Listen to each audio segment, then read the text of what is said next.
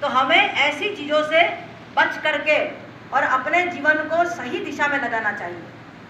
तो अब प्रश्न ये उठता है कि इतनी सारी चीज़ें हमने जान ली, तो अब गायत्री कैसे करें, कैसे हम उसका भी एक साइंस है।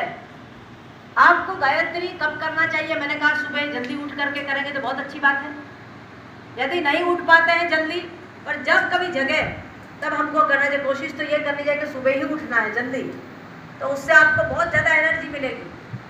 और गायत्री करने के लिए उसके तरीके होते हैं, पर तरीके कहे उससे पहला हम ये बता दें कि गायत्री से हमको मिलता क्या है। गायत्री करने वाले एक व्यक्ति के अंदर कहते हैं कि प्राण स्वरूप है गायत्री, तो प्राण शक्ति बढ़ जाती है। गायत्री दुखनाशक है।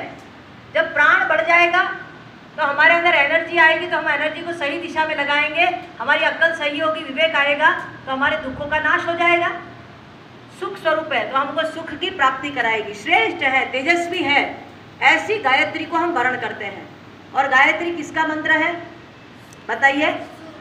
सूर्य का मंत्र है।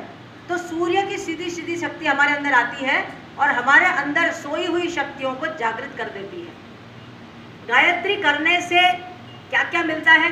गुरु जी ने गायत्री महाविज्ञान एक पुस्तक लिखी है, उसमें इतनी जबरदस्त चीजें लिखी है, यदि आप पढ़ोगी तो आपको लगेगा कि अब बस गायत्री ही करना चाहिए। हम तो बहुत बचपन से कर रहे थे, 6 साल के थे तभी गायत्री मंत्र की दीक्षा ली थी, और तब से आज तक लगातार गायत्री कर रहे हैं। तो हमको तो अपने जीवन में प्रगति मिली है, कहीं कोई दुख कष्ट कहीं कुछ नहीं मिला।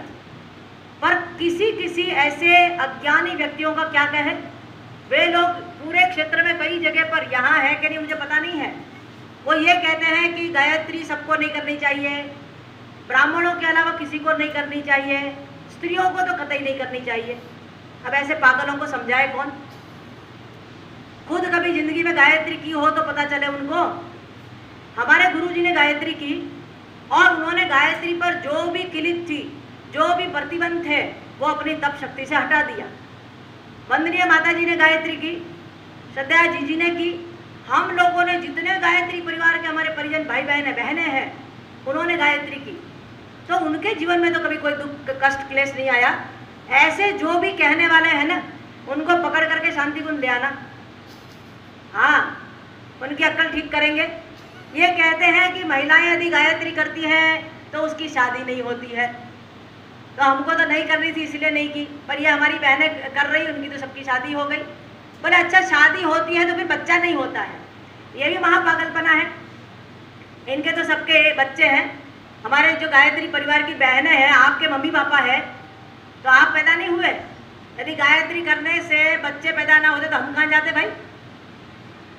तो गायत्री का ऐसे भ्रम फैलाए हैं कि महिलाओं को गायत्री का अधिकार नहीं, गायत्री नहीं करना चाहिए। ये इसलिए इन्होंने जानबूझ करके षड्यंत्र किया था कि महिलाएं यदि गायत्री कर लेंगी तो उसकी बुद्धि जग जाएगी, और उसकी बुद्धि जग जाएगी तो हमारी जो है भिक्षा और हमारी जो तकड़मबाजी और लोगों को बेवकूफ़ बनाना, ज्योतिष के नाम पर, तंत्र के नाम पर और टोने टोटके के नाम पर लोगों को बुद्धू बनाते रहते हैं।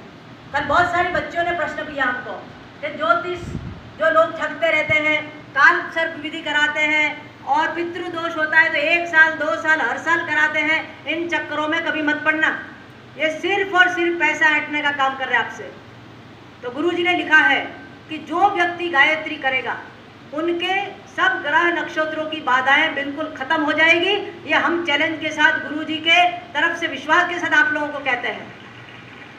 तो आप किसी के बहकावे में मत आना। कोई ये कहे कि आप ये कर लो वो कर लो, कुछ भी दिक्कत है, कोई समस्या है, तो उसके लिए आप गायत्री का अनुष्ठान करना। अनुष्ठान कैसे करना, क्या करना, वो आपको बताएंगे। रोज गायत्री करना और जो नेगेटिव फोर्सेस है उसको खत्म कर देना, तो आपके जीवन में प्रगति होगी। इन लोगों को पता ही नहीं है साइंस गायत्री का, अध्यात्म क्या है ये पता नहीं है, इसलिए हमको भरमाते रहते हैं। दूसरी बात, गायत्री मंत्र सबके लिए है, सद्बुद्धि का मंत्र है, और कलयुग में तो हर व्यक्ति को गायत्री मंत्र की उपासना करनी चाहिए। उसमें बहनों को, महिलाओं को तो खास जरूरत है हम लोगों को। क्यों? क्योंकि हमें एनर्जी की जरूरत है। क्यों?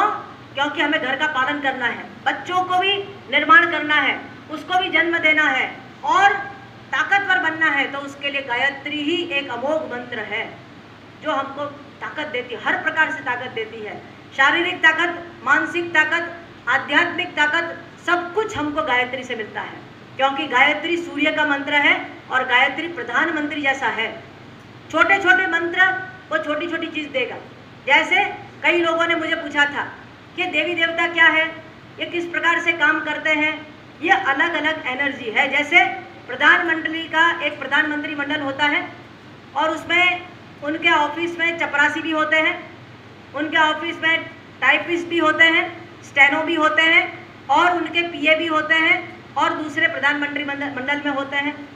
तो आप चपरासी को ये कहो कि तुम प्रधानमंत्री का काम कर दो तो कर पाएगा, और प्रधानमंत्री को कहो कि तुम चपरासी का काम करोगे तो बेचारा कर देगा, पर बोले उसके लिए मैंने वो बैठा ले रखा है। तो जितने भी देवी शक्तियाँ हैं, जो भी देवता है, उसकी अपनी अपनी एक एक मिनिस्ट्री संभाल करके बैठे हैं, उनका एक एक पोर्टफोलियो है। जैसे गणपति भगवान, गणपति बप्पा मोरिया, वो हमको रिद्धि सिद्धि के देवता है। दुर्गा माता शक्ति की देवी है और दूसरे अलग अलग देवी देवता है। सबकी शक्ति है, सब दे सकते हैं, पर सबका सुप्रीम पावर जो है प्रधानमंत्री के पास सब पूरी शक्ति होती है, वो किसी को भी आदेश दे करके कह सकते हैं। तो गायत्री जो है वो सुप्रीम पावर है। गायत्री जिसने कर ली उनकी जिंदगी निहाल हो जाएगी, उनका जीवन बदल जाएगा, सब कुछ मिलता हुआ चला जाएगा। तो अब प्रश्न उठता है गायत्री से हमको क्या क्या मिलता है। एक श्लोक आप लोग बोलते हैं, ओम सुता मया वरदा वेद माता प्रचोदयंता पावमानी द्विजानाम। अब गिनिएगा गायत्री से क्या मिलता है।